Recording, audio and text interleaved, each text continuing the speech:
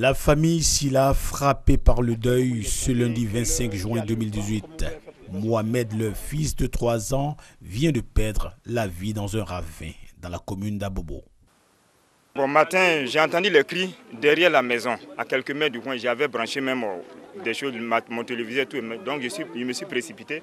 Je suis venu trouver le vieux et arrêté au bord du trou. Il entend dire au secours, pour dire vraiment il y a un petit qui est tombé dans le trou. Bon, j'ai contourné, j'ai dit mais où on peut descendre? Je ne vois même pas d'espace où on peut descendre dans le trou. Parce qu'on peut mettre même peut-être 2 arbres en profondeur dans le trou. C'est plus que des pluies. Avec cette saison de pluie, le nombre des ravins s'est accru. Certains se sont créés en pleine ville, rompant ainsi des voies. Ici, nous sommes au quartier Yopougon-Silessi. Le pont reliant la cité à Niangon est sur le point de céder. Toujours à Yopougon, mais cette fois-ci à Niangon, le petit ravin s'est élargi en un temps record selon les riverains. Il a emporté des habitations sur son passage et même un duplex la semaine dernière. Mardi 19 juin, les premières pluies qui sont arrivées à partir de 3 h du matin, 3h12 minutes, ça a emporté mon immeuble. Et puis, quand mon immeuble est tombé, mes voisins qui sont à côté de moi, ça a emporté aussi leur maison. Ceux qui ont plus de chance ont vu une partie de leur appartement céder sous le poids de l'eau. Ces villas n'ont plus de cuisine. Les propriétaires ont préféré partir. Nous sommes obligés de partir. Nous sommes obligés, les enfants, heureusement que les enfants sont en vacances. Donc on va chez des voisins, chez des frères, chez des amis.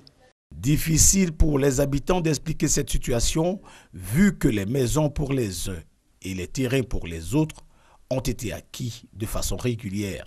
Quand on a acheté les terrains, il y avait de l'espace, donc c'est l'espace, comme on nous a dit qu'on pouvait profiter de l'espace, c'est l'espace que nous avons utilisé. Mais il n'y avait pas ce canal-là. Il y avait pas, c'est un petit trou, un petit ruisseau qui était là qu'on enjambait pour venir, pour traverser, pour venir de l'autre côté de la route.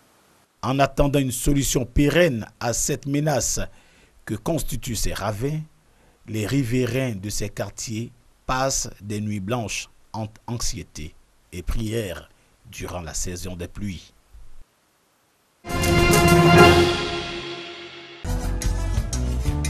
Route de Bingerville, pont du carrefour CIE. Après le passage de l'eau de ruissellement et son cortège de boue, les ravages crèvent l'œil.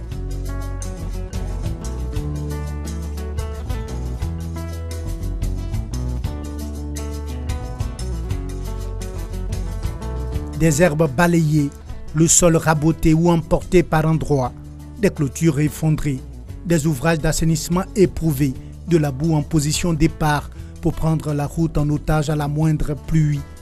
Les témoignages de la puissance de l'eau de ruissellement sont ici omniprésents, devant des riverains impuissants. Il y a trop d'eau, les caniveaux ne sont pas certainement suffisants pour prendre toute cette eau-là. Vous voyez, nous sommes arrêtés sur un caniveau enterré souterrain. Mais je ne suis pas sûr de sa contenance. Parce que là, quand l'eau passe, on sent qu'il soulève le dallo à chaque fois. Ça pouvait l'ouvrir, ça suppose que c'est rempli. Donc le surplus est obligé de passer. Vous voyez le mur, souvent ça atteint, vous voyez la couleur qu'elle a. C'est le niveau de l'eau. C'est dangereux, mais bon. Il a plu jusqu'à... Je ne peux pas vendre, je ne peux rien faire. Quand je suis parti au marché à mon retour, tout ici est inondé. Tout, il a pris mes touches, mes choses là. Mes marchandises, j'ai amené aussi, la pluie a amené. Donc on ne peut rien faire. Souvent, ça rentre dans la maison. Tous ceux qui sont ici, ils ont déménagé à cause des choses, la pluie. Tôt ce matin d'ailleurs, l'eau de ruissellement a coupé la route de Bingerville, causant des perturbations de la circulation. Matin, il y avait une forte pluie, ça a bouché les voies. On était obligé de terrasser devant. Et ça vous a fait quoi? Ça vous a fait quel problème? Problème de bon, on a eu moyen d'économie. Problème. Un peu plus loin, au quartier Akoué Santé, toujours à Bingerville, bitume emporté par les eaux, route coupée. Évacuation d'un immeuble devenu un piège pour ses occupants.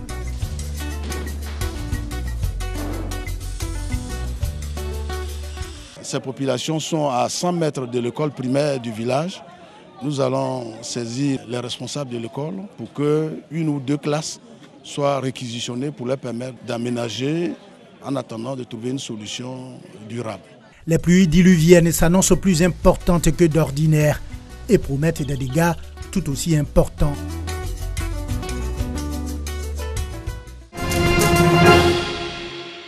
Sourate 48, Alpha, verset 10. Allah est témoin de mon engagement. Par ces mots, Dramé Moumine vient de prêter serment. Il est désormais le tout nouvel imam et aumônier de la communauté musulmane de la Douane.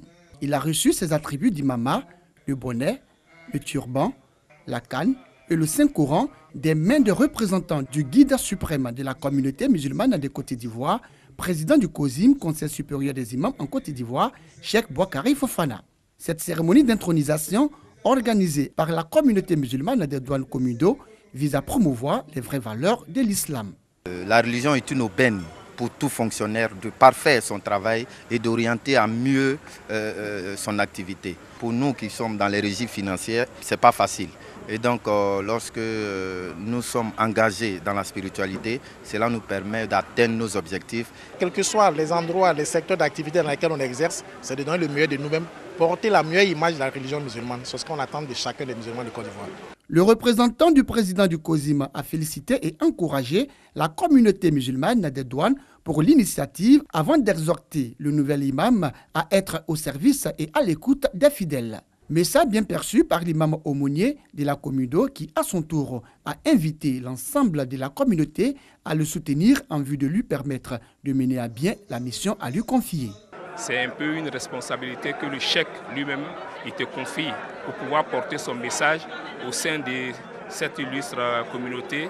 Donc nous avons pris ces conseils et nous pensons que, Inch'Allah, nous allons les mettre en pratique. Cette cérémonie religieuse a vu la participation des communautés musulmanes des autres corps, la police, la gendarmerie, la garde pénitentiaire, entre autres. Cérémonie au cours de laquelle imams, guides religieux, fidèles musulmans, présidents et membres de la Komido ont prié pour la paix et la stabilité en Côte d'Ivoire. La Fédération ivoirienne de football a entériné le choix du comité de recrutement. Et le sélectionneur national de la Côte d'Ivoire est Kamara Ibrahim, qui aura un contrat de 2 ans, compté de maintenant, du 1er juillet 2018 au 30 juin 2020. Le nouvel homme fort de l'encadrement technique des éléphants de Côte d'Ivoire est connu. Son nom, Kamara Ibrahim. Cet Ivoirien a longtemps été adjoint des éléphants aux côtés du Français Hervé Renard et du Belge Marc Wilmotte. Il a entraîné également les U17 et a remporté la CAN 2013 avec eux. Quand je prends les résultats techniques sur le terrain, Kamara Ibrahim a remporté la CAN 2013 avec les cadets. À part ça, il a pris les équipes de jeunes, il a toujours échoué. J'en veux pour preuve le dernier déplacement des éléphants locaux au Chan au Maroc 2018, où il a encore échoué au premier tour. Sur le résultat technique, ça ne plaît pas à sa faveur. Mais ce qui plaît à sa faveur, il connaît les arcanes de l'équipe nationale, parce qu'il a été pendant longtemps la doublure des sélectionneurs qui arrivent. Il connaît les arcanes. Mais sur le plan technique, je doute un peu de ses résultats. Comme il est au pied du mur, ne le jugeons pas avant la tâche. Il connaît mieux le football ivoirien, a côtoyé les joueurs depuis plusieurs années et réside en Côte d'Ivoire. Telles sont les raisons qui ont milité à l'avantage du nouveau patron des éléphants. Kamara Ibrahim est à la barre pour 2 années renouvelables. Espérons qu'il apportera un plus à notre sélection nationale. Dominateurs en début de match, les Bleus se sont procurés les meilleures occasions grâce à la vitesse de Griezmann et Mbappé et à la distribution de Pogba. L'équipe de France a ouvert le score par Antoine Griezmann sur penalty à la 13e minute avant de voir l'Argentine recoller grâce à une frappe de Di Maria à la 41e minute. France 1, Argentine 1. À la reprise, l'Argentine prend l'avantage contre la France sur un but de Gabriel Mercado à la 48e minute. 2-1 pour l'Argentine. La France riposte et égalise à la 57e minute grâce à Benjamin Pavard. Aux 64 et 68e minutes, Kylian Mbappé signe un doublé. France 4, Argentine 2. Dans le temps additionnel, l'Argentine réduit le score sur une tête de Sergio Aguero. Mais la France vient à bout de l'Argentine et se qualifie pour les quarts de finale du Mondial 2018 sur le score de 4 buts à 3.